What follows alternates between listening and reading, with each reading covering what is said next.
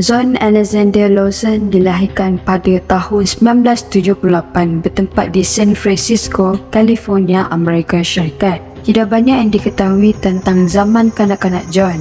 Namun selepas ibu bapanya bercerai pada tahun 1990, John telah pergi mengikut ibunya berpindah ke Clemens. Pada tahun 1998, ibu John iaitu Cynthia yang berkahwin lain telah keluar dari rumah untuk tinggal bersama dengan suami barunya itu. Maka Johnny pun hidup bersendirian di rumah. Menurut Cynthia, John mengidap sakit mental sejak dari usia mudanya seperti kemurungan, skizofrenia dan mengalami penyakit agorafobia. Dia bagaimanapun tidak dapat untuk menjalani rawatan psikiatri secara berterusan akibat masalah kewangan yang dialami oleh Cynthia.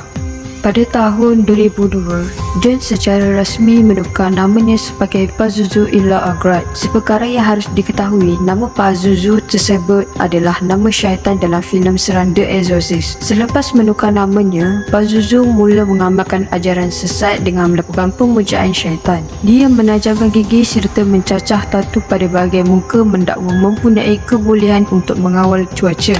Rata-rata pengikut Pazuzu merupakan terdiri daripada golongan gelandangan, penagih dadah dan penganggur.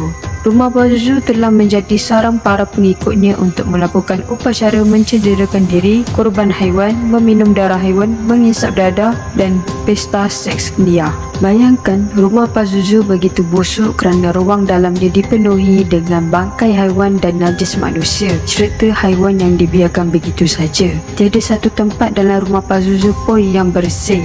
Apabila tingkap rumah Pazuzu dibuka, ribuan lalat akan berterbangan. Bahagian dinding rumah pula menjadi tempat contekan dan lukisan simbol pentagram. Pazuzu sendiri adalah seorang yang pengotor di mana dia hanya mandi sekali dalam setahun dan langsung tidak pernah memberus giginya. Pazuzu pernah ditangkap pada tahun 2010 kerana disyaki bersubahat melakukan pembunuhan terhadap seorang lelaki berusia 30 tahun bernama Joseph yang telah mati dibunuh dengan cara tembakan. Walau bagaimanapun, Pazuzu yang kemudian dibebaskan diletakkan di bawah tempoh percubaan. Salah seorang pengikut Pazuzu yang didapati bersalah membunuh Joseph telah dihukum penjara.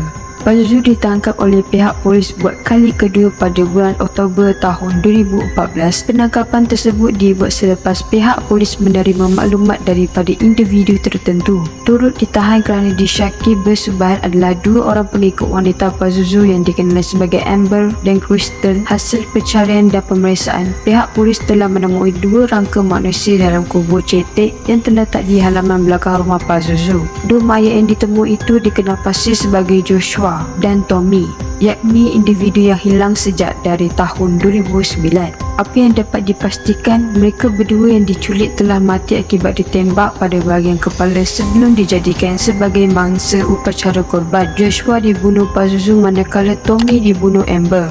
Belum sempat dihukum, Pazuzu telah ditemui mati pada bulan Oktober tahun 2015 dalam penjara akibat bunuh diri dengan cara kelaran mendalam pada bahagian lengan kirinya. Sementara itu, Amber yang didapati bersalah melakukan pembunuhan peringkat kedua dan rompakan bersenjata dijatuhkan hukuman penjara selama 30 tahun.